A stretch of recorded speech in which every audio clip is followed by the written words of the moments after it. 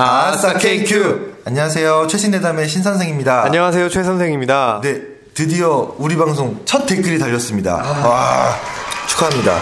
네, 다 같이 큰 박수. 근데 그거 너무 아쉽게도 지워졌어요. 그게 오늘 보니까 없더라고요. 그게 없어요? 네. 지워졌어요? 네, 없어요. 아니, 왜 지워졌대요? 그거 아시는 분인데? 근데 그게 지금 현재 우리 상황인 것 같아요. 와, 진짜. 너무 아쉽습니다. 네. 저 진짜 오늘 읽어드리려고 했는데, 이거 그럼 못 읽겠네요, 그럼? 제가 근데 네. 이거 기념으로 스샷까지 해놓긴 했는데. 메일로 보내드리세요. 어쩔 수 없군요. 아쉽습니다, 진짜. 지우실 줄은 몰랐네요. 그러게요. 네. 그래도 우리 구독자는 좀 늘었던데요, 그래도. 거의, 지난주에 비해서 거의 배로 늘었어요, 갑자기. 진짜요? 네. 근데 이게 배라고 해봤자 저희가 아직 조금 소규모기 때문에 숫자 말하기도 굉장히 민망한 수치긴 합니다. 저희 구독자 수 옆에 캡처라도 하나 이렇게 떠주시기 바라고요. 네. 예, 지난주 방송 보시고 여기저기서 의견들 주시는 분들이 계시더라고요. 많이 보셨나 보네요. 네. 맞다. 근데 우선 이거 먼저 짚고 좀 넘어갑시다. 어떤가요? 최신이 레이틀리가 아니라고 의견 주신 분 계십니다. 신선생 영어 왜 이렇게 못하냐? 왜 이렇게 짧냐? 네. 이런 것까지 지적해 주신 분 계시고요. 네, 감사합니다. 네. 레이틀리 발음이 구리다. 레이틀리 아니냐? 레이틀리. 이거는 인정 못하겠는데요, 저는 영국식이거든요. 영국식. 네. 브리티시 스타일. 아무튼, 최신이 영어로 그럼 뭡니까? 레이티스트예요? 뭐예요, 그러면? 그냥, 뉴예요? 핫이에요? 뭐예요? 너무 부끄러워갖고, 이게 제가 얼굴을 들 수가 없습니다. 이래서 우리나라 영어 교육이 문제라는 겁니다. 저희가 중고등 6년, 대학교까지 나와도 이렇습니다, 여러분. 제 입으로 이게 뭐라고 말은 못하겠는데, 다음 주까지 알아보세요. 숙제입니다, 숙제. 부끄럽군요. 네, 정말 제가 이 정도일 줄은 몰랐습니다. 최신대담에 해외 진출하려면은 미리미리 영어 공부도 해야겠어요. 구글이 또 자막 달아줄 거예요. 다음에는 그러면은 스튜디오를 이태원으로 옮겨가지고 뒷담 하려고 그랬는데 왜 뒷담화가 하지 말고 왜 나를 하냔 말이야. 그러니까요.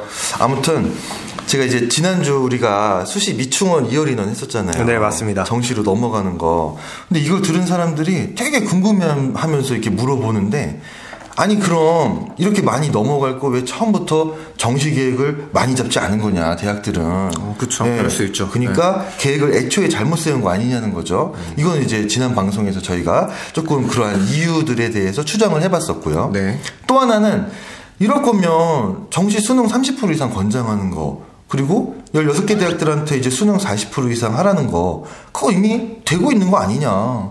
이미 그 대학들뿐만 아니라 모든 대학들에서 실제로 거의 6대4인데 이거 6개 대학들 콕 집은 게 무슨 이유냐는 거죠.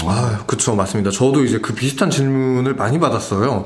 사실 제가 잘못한 것도 아닌데 화를 엄청 내시더라고요. 이제 저는 다른 것보다 정시 수능 비중이 높아지면 아무래도, 안 그래도 지금 현재도 정시로 넘어가는 인원이 이렇게 많은데, 계획 때부터 많아진다면 2015 개정교육과정 있잖아요. 여기 취지랑 맞지 않지 않냐는 거죠.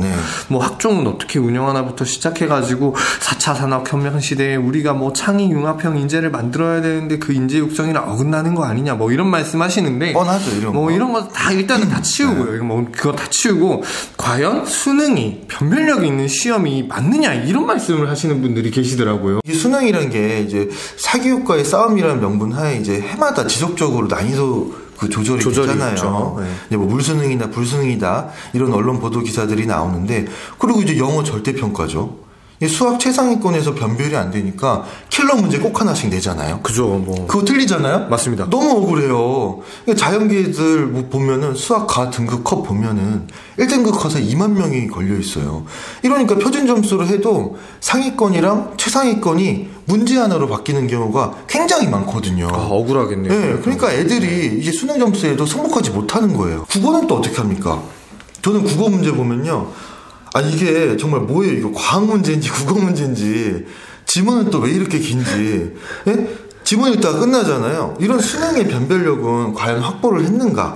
수능 위주가 미충원 이어리넌 때문에 안 그래도 계획보다 많아지는데, 맞습니다. 계획부터 수능 위주 비율이 40% 이상 많아져 버리면 이 수능이라는 시험을 어떻게 해야 되는가, 이거죠. 그죠. 물론 이제 신 선생이 아까 그 국어 얘기 말씀해 주셔서 저도 이제 재작년인가 그 문제였던 것 같아요. 그게 정답률이 19%였거든요. 말씀하신 대로 애들이 읽다가 시간이 다 지나버렸어요, 사실. 지나버렸는데, 근데 그 문제는 오히려 지문을 안 읽고 푸는 게 훨씬 더 정답률이 높았거든요. 안 읽어도 된다는 거예요? 근데 문제를 보면 답을 알 수 있었던, 그게 기초적인 과학 지식만 있으면 풀 수 있었던 문제예요. 이러니까 이게 변별력이 있었냐 없었냐에 대한 문제가 될 수 있을 수도 있고, 이게 과연 옳은 방향인 건가에 대한 고민이 우리가 좀 해볼 필요가 있을 것 같습니다.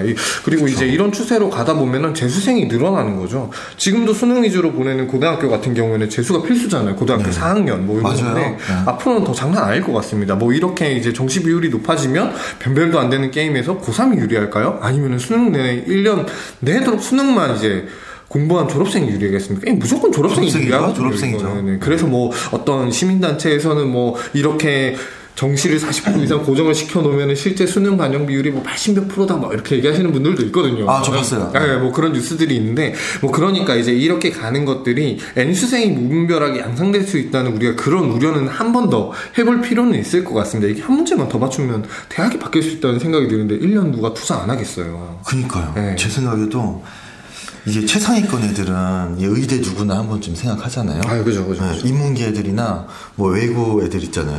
생각은 해, 일단. 왜냐면 주위에서 권하거든. 맞아요. 너 후회 안 해? 의대 지원 안 해? 의대 가봐. 해봐. 근데 이 최상위권 애들이 학생부 내신이 안 좋은 애들이 있어요. 꽤 많아요. 왜 안 좋냐면 내신 등급이 낮은 이유가 있잖아요. 그만큼 좀 치열한 학교였던 거죠. 근데 이제 정시에 수능 100%로 선발하는 것도 많지만 학생부가 일부 들어가 있는 대학도 많아요. 그러면 얘네들 미쳐버리는 거예요. 이게 막 뭐 천분율로 환산하면은 막 0점 몇몇에서 이제 갈리니까 당락이 얘네들이 도전을 언제까지 하냐면 내 학생부가 수능이랑 비교 내신 될 때까지예요. 안 볼 때까지요? 안 볼 때까지. 상관없을 때까지. 그러니까 뭐 삼수생부터는 학생부 성적을 수능으로 뭐 비교 내신한다. 이런 거죠. 삼수까지는 무조건 일단 될 때까지 도전하는 거예요. 근데 삼수가 뭡니까? 앞으로 이런 추세라면은 뭐 더 늘어날 수도 있어요. 수능 아예 그냥 학생부가 제공 안 되는 순간까지. 네, 어떻게 흥분 좀 진정되셨습니까? 가라앉히셨습니까? 뒷담 하자면서요? 예. 네. 뒷담화만 하면 이렇게 빨리 얼굴이 올라오셔가지고. 저 흥분하면 노래가 나가지고.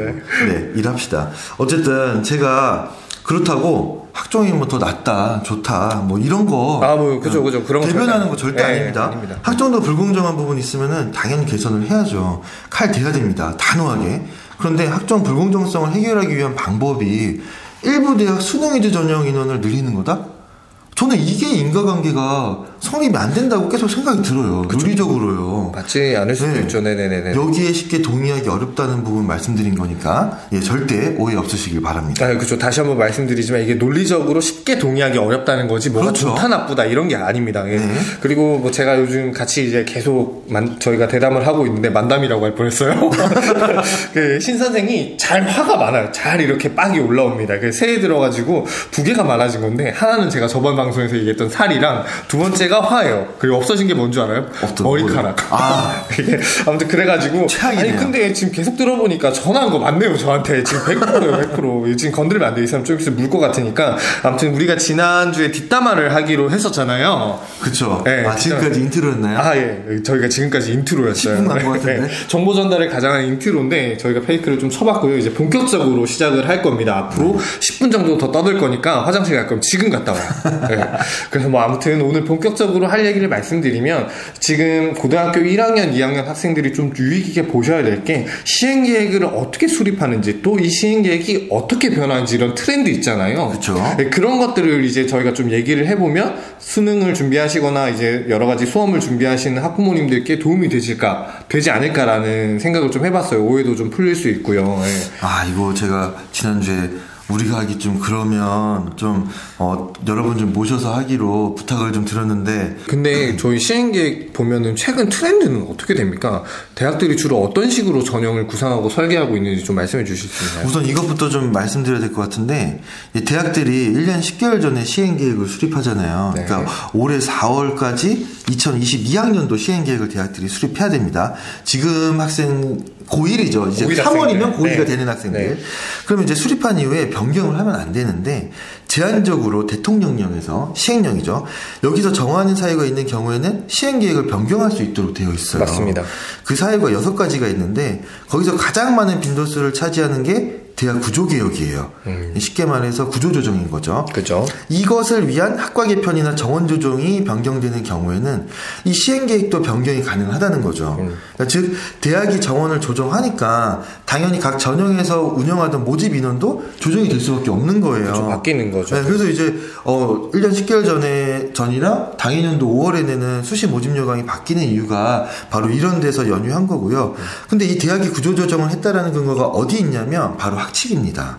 이 학칙의 개정이 곧 대학 구조조정이라고 볼 수 있는데 이 학칙을 요즘 어떻게 개정하는지 대학들이 어떻게 학생을 선발할지에 대한 부분까지 이 학칙에 그 고민이 포함되어 있다는 거예요.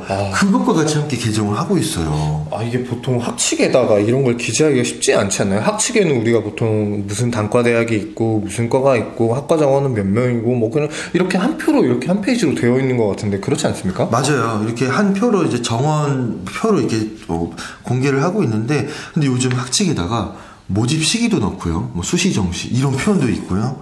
모집 인원도 넣습니다. 입학 정원이 아니라 모집 인원을 넣어요. 모집 인원이라는 표현을 넣어서 넣고요. 모집 시기별로 수시 정시를 각각 어떤 형태로 모집하겠다 이런 내용이죠. 그리고 수시 미충원 2월이 됐을 경우에는 정시에 어떤 형태로 뽑겠다. 수시랑 형태가 달라요. 이런 내용까지 들어있기도 해요. 진짜 신기해요. 학칙이 진짜 디테일하게 바뀌긴 했네요. 근데 이게 가능한가요? 이게 이렇게 하는 대학들이 최근에 생긴 건지 아니면 예전에도 있었던 건지 이게 좀 궁금하긴 하네요. 이게 가능하냐 안 하냐라고 물어보시면 제 생각에는 이게 대학이 스스로 이렇게 구조조정을 하겠다고 학칙을 변경하는데 이게 외부에서 너네 이렇게 학칙 변경하면 안 돼. 안 돼. 이걸 논할 수 있는가부터 접근을 해야 되는 거예요, 그러면. 그죠. 근데 대학을 만약에 회사로 치잖아요. 회사가 알아서 우리가 이렇게 구조조정 하겠다는데, 이거를, 이렇게 내가 구조조정을 할 거야. 라고 이렇게 정하는 거를 다른 기관이나 다른 외부에서 뭐라고 할 수 있을까요? 국립이든 사립이든, 어쨌든 우리가 이렇게 하겠다는 거를, 안 돼. 이렇게, 좀 그건 의문이에요. 뭐 그렇게 말하니까 사실 뭐 그렇기도 하네요. 이게 너무 회사로 비교하기엔 좀 어렵긴 하지만 그래도 대학이 나름 우리나라 최고 교육기관이고 공익성이 있지 않습니까? 뭐 이해 당사자들도 당연히 많고요. 뭐 학생 학부모들 혼란이 있을 수도 있겠는데 그렇죠. 그거는 맞는 말씀인데 이게 최근에 갑자기 생긴 건 아니고 예전에도 그런 대학들이 많았어요. 근데 어떤 거는 뭐 계열 모집, 어떤 때는 뭐 학과 모집, 수시는 이렇게, 정시는 이렇게. 제가 자꾸 회사랑 비교해서 이게 좀 비교가 적절할지는 모르겠지만, 어쨌든 입학이 회사라면은 비즈니스? 그렇죠. 이렇게 표현할 수 있을 것 같아요. 그러니까 쉽게 말하면은 어떻게 해야지 학생들이 잘 모집될지 그런 거 고민을 해야 되잖아요. 할 수 있는 거고. 근데 이게 최근에 더욱 이러한 경향이 많아졌다는 거죠. 일부 몇몇 대학들에서만 있었던 현황들이 이제 퍼져나가고 있다는 거예요, 이런 경향들이. 그렇군요. 이게 어찌됐든 간에 이제 대학은 본인들의 대학 구성을 유지를 하기 위해서는 이제 아무래도 신입생을 계속 받아야 되고 자구적인 노력이 들어갈 수밖에 없는데 이제 그렇죠. 이러한 형태들이 학칙에서 뭐 표현이 이렇게 되는 것 같아요. 이게 아무래도 근본적인 원인이 학령 인구 감소에 따른 대학 신입생 감소가 문제가 아닐까라는 생각을 해보는데요. 뭐 이로 인해서 발생하는 특이한 현상 중에 하나라고 보면 될 것 같습니다. 뭐 물론 앞으로 이제 올해 4월까지 2022학년도 시행계획 대학들이 다 수립해야 되는데 이런 부분들까지 고려를 해서 잘 주시해서 봐야겠네요. 그렇죠. 이제 내가 가려는 학과가 수시에서는 어떤 형태로 뽑는지, 정시에서는 또 어떻게 뽑는지 그런 거랑 같이 내가 학생부 종합전형으로 6개를 다 쓰는 게 좋을지, 학종이랑 논술이랑 조합을 할지, 학종을 포기하고 논술이랑 수능에 올인할지 뭐 이런 것도 같이 이제 보면서 고민을 하면 도움이 될 것 같아요. 근데 기존에는 제가 보통 상담을 이렇게 해줄 때 모집 요강만 봐라 이렇게 얘기를 했는데 이제는 학칙까지 좀 찾아보라고 해야 되는 상황까지 온 것 같습니다. 진짜 선생님 스마트해.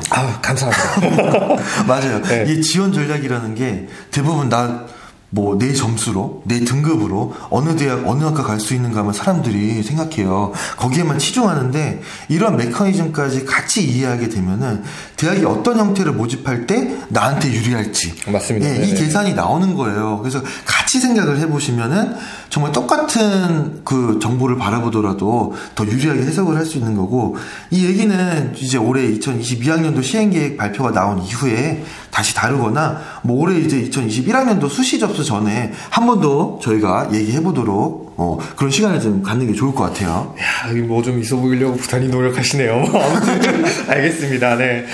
근데 작년에 있잖아요. 네. 5월에 맞습니다. 네네네. 이제 2020학년도 지금 이제 정시가 진행하고 있는데 이 2020학년도 시행 계획을 변경 신청한 대학들이 한 60개 정도 있었어요. 아, 거의 3분의 1이네요. 네. 예전에 비해는 많은 수는 아니에요. 그죠. 사전예고제가 이제 잘 정착되고 있다고 보시면 되는데 이 대학들이 어떻게 구조조정했는지 이게 제가 너무 얘기하고 싶은데 이제 또 그 시간이 너무 많이 소모될 것 같아가지고 맞습니다.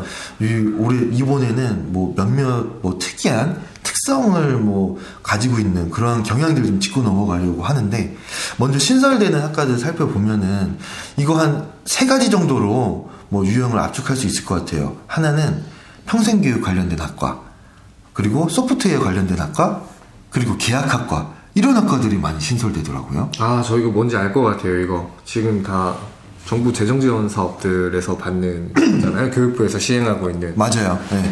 교육부 사업의 일환으로 뭐 평생교육 체제 지원 사업, 그리고 소프트웨어 중심 대학 지원 사업, 이건 과기정통부 사업이고요.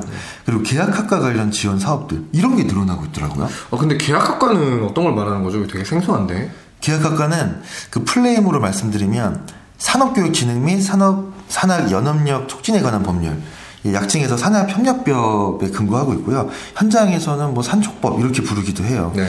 크게 2가지가 있어요, 유형이. 재교육형이랑 채용 조건형, 이렇게 2가지가 있는데, 재교육형은 이제 현재 회사에 재직하고 있는 재직자들을 대상으로 하는 학과고, 회사랑 대학이랑 협약을 맺어요. 그래가지고 계약을 하는 거죠. 그리고 채용 조건형은 재직하고 있지 않아도 되는 고3이랑 똑같아요. 지원 자격이. 고등학교 졸업 학력만 있으면 되고 나중에 대학이랑 계약한 회사에 이제 취업이 보장되는 좋은 학과네요. 그런 학과라고 보시면 되는데, 쉽게 말해가지고 우리가 가장 알고 있는 대표적인 예가 성균관대 반도체 시스템 공학과 같은 건데요. 유명하죠. 네. 네, 유명하죠. 졸업 후에 이제 취업이 보장되는 채용 조건형 계약학과인 거예요. 이런 형태를 이제 다른 대학들도 시도하고 있는 건데, 뭐 예전에 이제 뭐 오래전부터 있었는데 고려대도 사이버 국방학과 있잖아요. 그죠. 그리고 국방부랑 이제 이건 계약한 거죠.